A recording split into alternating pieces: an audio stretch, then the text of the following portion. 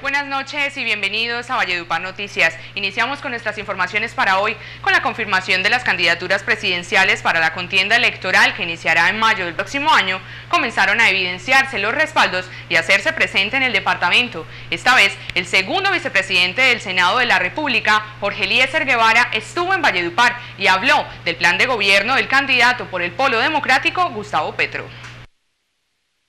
Uno de los partidos políticos más controversiales del país comienza a dar pasos agigantados, sacando a relucir todos los instrumentos que garantizan una competencia firme para las elecciones del 2010. Con Gustavo Petro a la cabeza, los simpatizantes del Polo Democrático hablan de cómo vislumbran el panorama de Colombia desde ahora.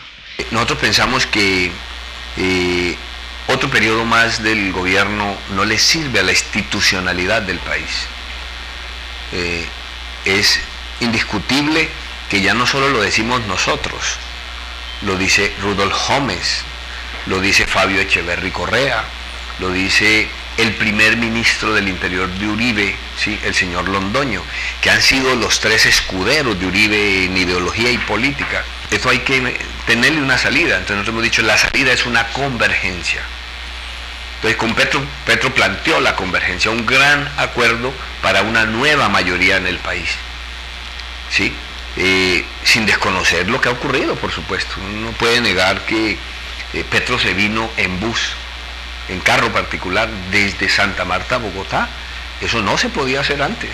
El congresista Jorge Eliezer Guevara, como único senador que acompañó a Petro para su candidatura y además jefe de debate del mismo, fue muy enfático en los cambios rotundos a los que tendrá que verse sometido el gobierno nacional para llegar a ser lo más parecido a las verdaderas necesidades de los colombianos, nombrando las ventajas que tendrá el Cesar con un mandato del Polo Democrático.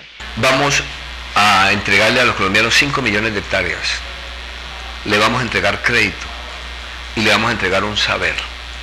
En vez de sacar al chico de Mompox para Cartagena, hagamos que dos colegios, un colegio importante de Mompox, sea como el viejo Pinillos de Mompox, donde se formaron nuestros próceres, en los colegios, y de ahí se volvieron universidades.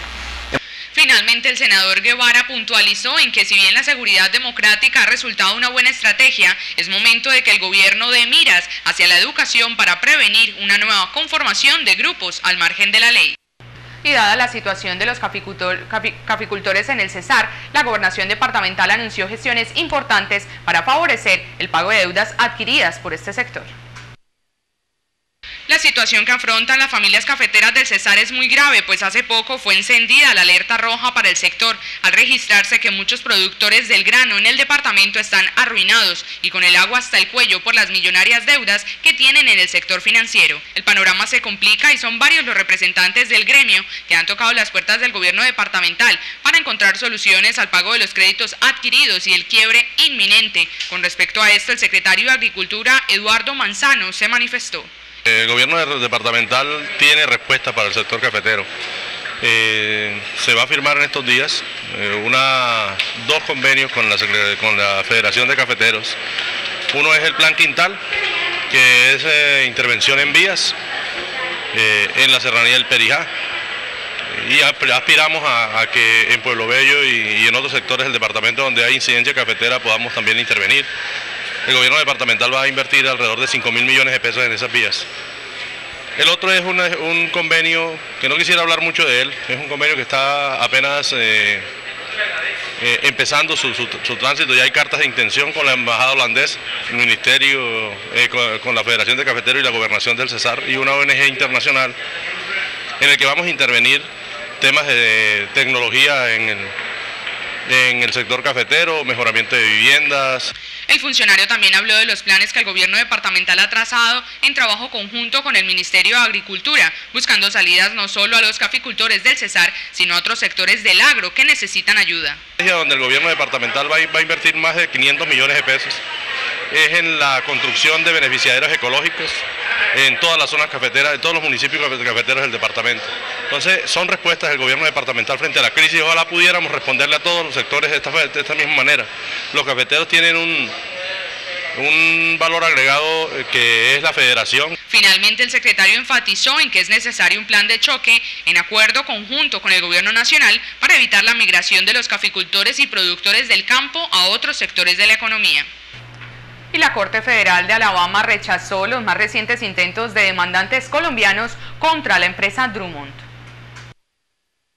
Fueron 3 las demandas presentadas contra la empresa minera en los últimos años, en donde se pretendía declarar a Drummond Company Incorporation, Drummond Limitada y algunos de sus empleados como responsables por la violencia paramilitar de Colombia. Los demandantes se apoyaron en el United Steelworkers of America, una organización sindical de los Estados Unidos y de sindicatos colombianos. Como ejemplo de la situación en la que se vio envuelta la multinacional, se encontraba uno de los procesos promovidos por los herederos de 3 sindicalistas asesinados y otros trabajadores quienes reclamaban que habían sido amenazados por paramilitares. Dicho proceso fue decidido por un jurado en julio de 2007, reivindicando totalmente a la empresa y a los demás demandados. Pero en el 2009 fue presentada una tercera demanda, instaurada por familiares de víctimas de violencia paramilitar, alegando que la empresa reclutó paramilitares para pacificar el área de Colombia, donde Drummond explota sus minas y transporta el carbón. A lo que el lunes pasado la Corte concluyó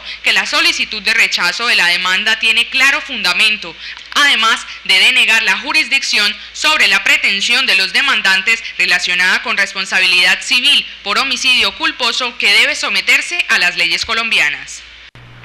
Y esta es una muy buena noticia. Las entidades gubernamentales atendieron al clamor del joven Carlos Enrique Reales y su madre, Marina Isabel Montalvo.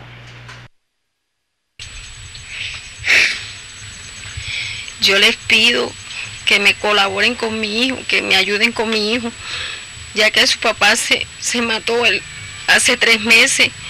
Él era el que me colaboraba con el niño, yo no tengo ayuda de nadie.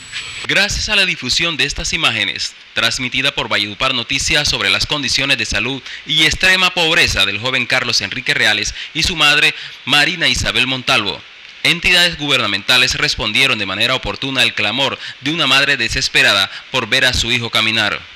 El joven sufre de artritis reumatoidea deformable juvenil. Hoy, la primera gestora del departamento del Cesar, Carmen Celia Ariza, visitó a la familia en el barrio Divino Niño. Ayuda médica de la Secretaría Departamental de Salud, una silla de rueda por parte del IDRED y alimentos se constituyeron en el aporte inicial para solventar la deplorable situación. Continuamos con más noticias. Ante la Fiscalía declaró hoy el coronel Hernán Mejía Gutiérrez. Como un montaje por haber cumplido su misión en el departamento del Cesar, calificó el coronel Hernán Mejía Gutiérrez el proceso que se sigue el fiscal 14 de la Unidad de los Derechos Humanos, Luis Alberto Reyes Guerrero, por los delitos de concierto para delinquir y homicidio en persona protegida, y por el cual hoy declaró ante la Fiscalía que al parecer presenta 2 testigos más. De las diferentes versiones de los delincuentes reclutados por la Fiscalía para que acaben con las gentes buenas, inició un proceso contra mí hace 3 años. Sale el ministro de Defensa, Juan Manuel Santos, diciendo que el coronel Mejía tenía vínculos con el señor Jorge 40, que tenía violación de derechos humanos y que tenía actos de corrupción. Mejía Gutiérrez, quien se presentó a la diligencia con su uniforme de militar y acompañado de su abogado defensor, se encuentra detenido desde hace 18 meses en el Cantón Occidental en el batallón de la policía número 13 de Bogotá. Aseguró además que todo se trata de una venganza por parte del sargento retirado del ejército Edwin Manuel Guzmán, hoy protegido por el Estado en Canadá. En la ciudad de Valledupar para enfrentar a los supuestos testigos que tiene la Fiscalía contra el coronel Mejía, y que en sus versiones mentirosas, hechas ante la justicia a cambio de beneficios y de ofrecimientos de la Fiscalía, tratan de involucrar al coronel Mejía en hechos criminales que jamás estuvieron, ni ocurrieron, ni el coronel estuvo presente. Esos supuestos homicidios fueron operaciones en combate y los muertos fueron bandidos de las FARC, del ELN y de las autodefensas. Ninguna prueba después de 3 años, ni siquiera un solo indicio de que el coronel Mejía le haya fallado a su país o le haya fallado a su ejército. El pecado del coronel Mejía fue haber cumplido su misión, haber limpiado una región de bandidos. Son las 7 en punto y hasta aquí nuestras informaciones. Los esperamos mañana con más noticias. Buenas noches.